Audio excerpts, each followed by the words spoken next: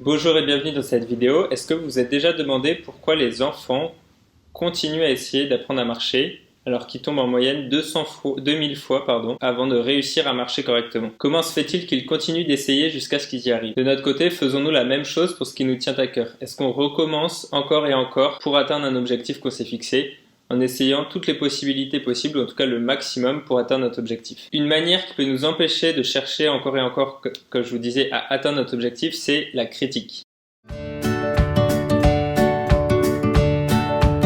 Et la critique est une arme très puissante. C'est une arme qui peut à la fois construire, par les encouragements par exemple, mais aussi détruire avec la critique non constructive. À travers les mots qu'on utilise, on va pouvoir encourager quelqu'un pour faire quelque chose, par exemple un enfant quand il apprend à marcher. Bon, en tout cas, c'est ce que j'ai fait avec mes enfants, je les encourageais, ils tombaient, on recommence et on essaye jusqu'à ce qu'on y arrive. À l'inverse, la critique peut détruire une personne, elle peut détruire un projet, elle peut détruire n'importe quelle chose qui est importante pour nous dans notre vie en général. L'autre problème de la critique, c'est qu'on va condamner finalement l'autre personne à une case en disant bah voilà, t'es comme ça et tu ne bougeras pas, tu changeras pas.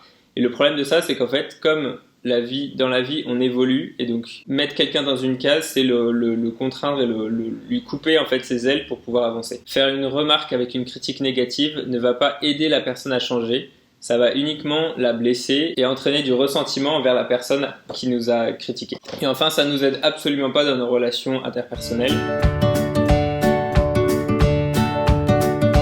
Pourquoi la critique négative est-elle dangereuse pour soi et pour les autres? Et il y a quelques temps, mon fils, très souvent, quand on lui demandait de faire quelque chose, il disait j'y arrive pas, et du coup il essayait même plus de le faire. Alors qu'en fait, très souvent c'était des choses qu'il savait faire, qu'il sait faire, mais il a commencé à croire qu'il n'y arrivait pas. Et dans ces cas-là, moi ce que je faisais, c'est que je l'encourageais à continuer à recommencer pour lui montrer, pour qu'il se prouve à lui-même finalement qu'il y arrive. Très bien. La source initiale est le manque d'estime de soi, qui pousse finalement à se comparer aux autres sur n'importe quel sujet. Et la comparaison est un poison pour l'esprit parce qu'il y aura toujours quelqu'un qui fera mieux, qui sera plus beau, qui sera plus fort, qui sera plus ci ou ça. Et ce besoin de comparaison, finalement, est lié à deux choses. La première, c'est un manque d'estime de soi. Et la deuxième, c'est la menace de l'autre. Voir l'autre comme une menace. Et donc, ces deux éléments peuvent pousser, finalement, à critiquer les autres. Pas parce qu'on n'aime pas les autres, mais parce que ça nous fait nous sentir mieux, parce que, finalement, on rabaisse les autres pour se faire grandir un peu. Et l'autre chose, c'est que le fait de critiquer quelqu'un, l'autre personne va se mettre sur la défensive. Elle va chercher à se justifier, chercher à contrer finalement ce qui est dit, et ça va absolument pas faire avancer ni la relation ni le débat, puisque on essaye d'écraser l'autre et pas de se comprendre et d'échanger pour trouver une solution. Donc maintenant, comment vivre sans se critiquer soi-même et sans critiquer les autres? La première personne qui a tendance à nous critiquer, finalement, c'est nous-mêmes. On est très très dur avec nous-mêmes pour plein de raisons différentes, mais j'en ai identifié 3. La première chose, c'est de s'accepter soi-même. Accepter qui on est, accepter où on en est à un instant donné. Là où vous en êtes aujourd'hui ne veut pas dire que vous allez rester comme ça toute votre vie. Et je vous souhaite que vous ne soyez pas dans 10 ans la même personne qu'aujourd'hui, parce que ça veut dire que vous n'avez pas forcément appris grand-chose, vous n'avez pas forcément pris de décision. Et le problème, quand on n'avance pas dans la vie, on régresse. Parce que ce qu'on est aujourd'hui est le résultat de ce qu'on a appris et des décisions qu'on a prises dans les années en arrière. Et si on ne prend plus aucune décision, dans 5 ans, on sera au mieux la même personne et très souvent moins bien que ce qu'on était avant. On est chacun unique. On a chacun nos qualités, nos défauts. Et ce qui va être important, c'est d'en prendre conscience pour soi-même, mais aussi pour les autres. Les autres ont aussi leurs qualités et leurs défauts. Et l'intérêt d'être à plusieurs, c'est justement de pouvoir se compléter et que mes qualités compense les défauts de l'autre personne et vice versa, et que l'autre personne avec ses qualités compense mes défauts à moi. La deuxième chose, c'est que de chaque personne on peut apprendre quelque chose. Vous n'avez pas la même vie que votre voisin, vous n'avez pas la même vie que votre collègue, que votre frère, que votre sœur, que votre conjoint. Et en fait on peut apprendre de chacune des personnes qu'on rencontre.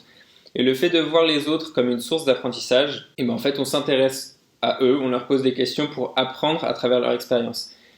Et j'avais vu une citation là-dessus, c'est notre vie ne sera pas assez longue pour faire et vivre toutes les expériences possibles, à la fois positives et négatives. Donc on a besoin des autres pour apprendre et aussi pour tirer les leçons des erreurs des autres et tirer aussi les leçons de ce qui a réussi chez les autres pour qu'on puisse l'appliquer à soi-même. Et la dernière chose, c'est que quand on critique quelqu'un, donc là on parle plutôt de critique négative, mais c'est valable aussi en critique positive et en compliment, Et en fait, les paroles, une fois qu'elles sont dites, elles sont dites. On ne peut plus les effacer. Et donc les conséquences après, elles sont là. Donc on peut après quand même demander pardon, etc. Mais le fait d'une phrase qui est dite, on ne peut plus la retirer. Donc maintenant, comment mettre ces éléments en pratique dans sa vie? Pour s'accepter soi-même, j'ai identifié plusieurs éléments. Donc on l'a vu, la première chose, c'est de s'accepter tel qu'on est aujourd'hui, dans les conditions dans lesquelles est notre vie aujourd'hui. Ça n'empêche pas d'avoir des projets, d'avoir envie de faire d'autres choses et de faire autre chose, mais d'abord, il est très important de prendre conscience de là où on en est aujourd'hui. Pour ça, il y a plusieurs questions. La première, ça va être qu'est-ce que vous aimez dans ce que vous vivez en ce moment? Peut-être qu'il y a très peu de choses que vous aimez, mais il y a forcément quelque chose pour lequel vous pouvez être reconnaissant. Ensuite, qu'est-ce que vous n'aimez pas? Ou plus, parce qu'il y a des choses que vous avez pu prendre, des décisions que vous avez pu prendre qui vous ont porté pendant un temps, et puis il y a un moment où vous pouvez orienter différemment vos choix pour aller à un autre endroit. Ensuite, qu'est-ce que vous voulez changer? Du coup, dans les choses que vous avez identifiées que vous n'aimez pas, comment vous pouvez les changer? Qu'est-ce que vous pouvez faire pour modifier un peu les choses pour que ça vous convienne? La question suivante, c'est quelle action vous pouvez faire dès aujourd'hui pour enclencher un changement? Ça, c'est très important parce qu'on a tous plein de projets, mais on passe pas tous à l'action. Et avant de faire des très grandes choses, il faut commencer par des petits pas, par des petites choses du quotidien. Ça peut être très simple comme lire un livre, lire un article, faire des recherches. C'est la première étape de tout projet, j'en ai fait une vidéo. C'est très important de se concentrer là-dessus au départ parce que en fait, c'est ça qui va vous donner des connaissances au départ pour pouvoir passer à la suite. Qu'est-ce que vous avez besoin d'apprendre pour arriver là où vous voulez aller? Que ce soit en termes de compétences, de connaissances, de savoir-faire technique par exemple.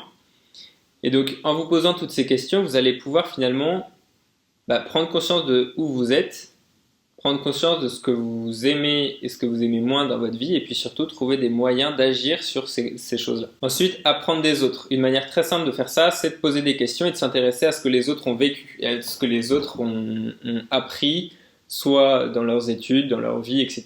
Et en fait, leur expérience, c'est un trésor, c'est que vous pouvez apprendre des autres à travers leur expérience. Et je crois que c'est pour ça qu'on suit des gens sur Internet pour voir comment ils vivent, comment ils font telle ou telle chose, parce qu'on a envie d'apprendre.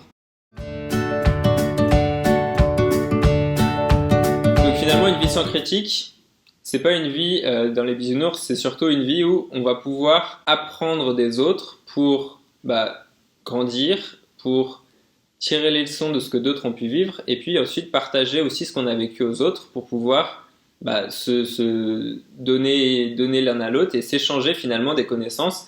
Et moi j'ai peut-être fait des erreurs que quelqu'un d'autre n'a pas fait et que il va pouvoir apprendre de moi et moi je vais surtout pouvoir apprendre aussi de lui, de ce qu'il a fait, de comment il l'a fait. L'acceptation de là où vous en êtes aujourd'hui, ça va pouvoir déclencher des changements pour améliorer les choses que vous voulez changer et les autres peuvent vous aider à faire ça grâce à leur expérience.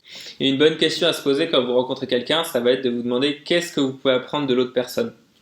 Il y a toujours quelque chose que vous pouvez apprendre, à la fois dans ses expériences positives, mais aussi dans ses expériences négatives. Et en tirer les leçons, c'est très important pour ne pas reproduire les mêmes erreurs. Dites-moi en commentaire la dernière chose que vous avez apprise en vous intéressant sincèrement à quelqu'un. Abonnez-vous en cliquant sur le bouton et la petite cloche pour activer les notifications. Merci d'avoir regardé cette vidéo. Je vous souhaite une bonne journée. Soyez proactifs, soyez patients.